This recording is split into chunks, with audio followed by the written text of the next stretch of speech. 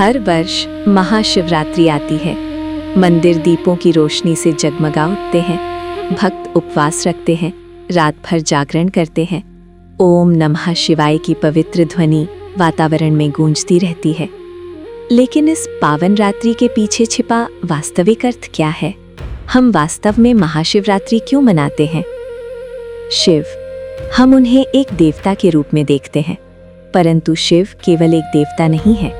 उनका न जन्म है न मृत्यु, वे काल से परे हैं, अनंत हैं। पुराणों में वर्णन मिलता है कि जब ब्रह्मा और विष्णु के बीच ये विवाद हुआ कि दोनों में श्रेष्ठ कौन है, तब अचानक एक अनंत ज्योति स्तंभ प्रकट हुआ। उस प्रकाश का न आदि दिखाई दिया न अंत, कोई भी उसकी सीमा को नहीं जान सका। वही अनंत ज्योति स्वरूप शिव थे, इसीलिए उन्हें स्वयंभू कहा जाता है। वे कोई मात्र रूप नहीं, बल्कि एक तत्व है, एक शक्ति, एक शाश्वत सत्य जो समस्त सृष्टि में व्याप्त है। फिर उन्हें महादेव क्यों कहा जाता है? देवता अनेक हैं, पर महादेव केवल एक। उनके पास न कोई स्वर्ण सिंहासन है, न राजसी आडंबर।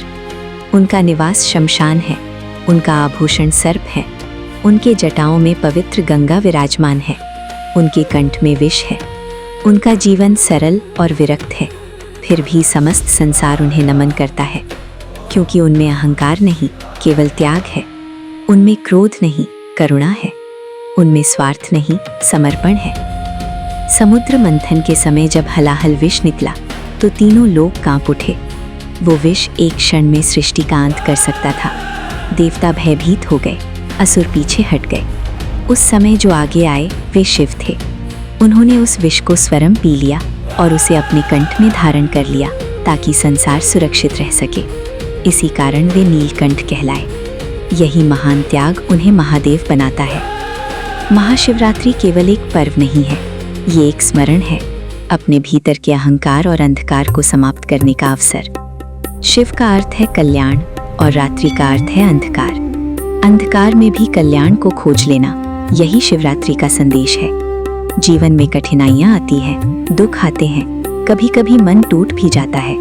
उस समय शिव तत्व हमें सिखाता है कि कोई भी अंधकार स्थायी नहीं होता। हर रात के बाद भोर अवश्य होती है। शिवरात्रि के दिन हम उपवास रखते हैं। ये केवल भोजन का त्याग नहीं, बल्कि बुरे विचारों का त्याग है। ये अपने क्रोध को नियंत्रित करने का अभ्यास है। ये अपने दोषों को स्वीकार करने की साधना है। हम शिवलिंग पर जलाभिषेक करते हैं। ये केवल जल अर्पित करना नहीं, बल्कि अपने भीतर की तपन को शांत करना है। हम भेंट चढ़ाते हैं। ये केवल परंपरा नहीं, बल्कि अपने अहंकार का समर्पण है। ओम नमः शिवाय, ये पंचाक्षरी मंत्र पंच महाभूतों का प्रतीक है। जब हम इस मंत्र का जप करते हैं, हमारी श्वास धीमी हो जाती है, मन शांत होने लगता है, चिंताएं पिघलने लगती हैं। एक क्षण के लिए आंखें बंद करके महसूस कीजिए, आपकी श्वासों में एक सूक्ष्म नाद गूंज रहा है। वही शिव है। शिव केवल मंदिरों में नहीं रहते, वे हमारे भीतर निवास करते हैं। हमारे साहस में उनका तांडव है, हमारे प्रेम में उनकी करुणा है, हमारे धैर्य में उनकी शक्ति है। महाशिवरात्रि हमें एक अवसर देती है अपने जीवन को परखने का, अपनी भूलों को स्वीकार करने का, अपने दुखों को उनके चरणों में अर्पित करने का। हमें ईश्वर से धन या पद नहीं मांगना चाहिए, बल्कि मन की शांति, परिवार का स्वास्थ्य और जीवन की सही दिशा मांगनी चाहिए। कहा जाता है कि शिव संहारक हैं, पर वे हमारे अज्ञान, भय और अहंकार का संहार करते हैं। उनका तांडव विनाश नहीं, बल्कि नव सृजन का प्रारंभ है।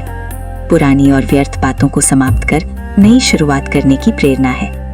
जीवन में कभी कभी कुछ संबंध, कुछ आदतें, कुछ विचार समाप्त होने चाहिए, तभी भीतर नई रोशनी का उदय होता है। यही शिव तत्व है। इस पवित्र रात्रि में हम जागरण करते हैं। ये केवल नींद त्यागना नहीं, बल्कि अपनी सोई हुई चेतना को जगाना है, अपने भीतर के अंधकार को प्रकाश में लाना है। शिव हमें त्याग, धैर्य, समभाव और भक्ति का पाठ पढ़ाते हैं। अब आप जहां भी हों, एक क्षण के लिए अपनी आंखें बंद करें। कल्पना करें कि आपके सामने एक अनंत ज्योति प्रज्वलित है। वही शिव है। वही ज्योति आपकी आत्मा है। वो प्रकाश आपके समस्त अंधकार को दूर कर रहा है, आपके भय को मिटा रहा है, आपके हृदय को शांति से भर रहा है। आइए हम सब मिलकर एक स्वर में कहें, ओम नमः शिवाय, ओम नमः शिवाय, ओम नमः शिवाय।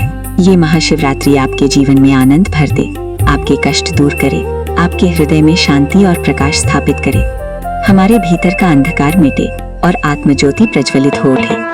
हर हर महादेव।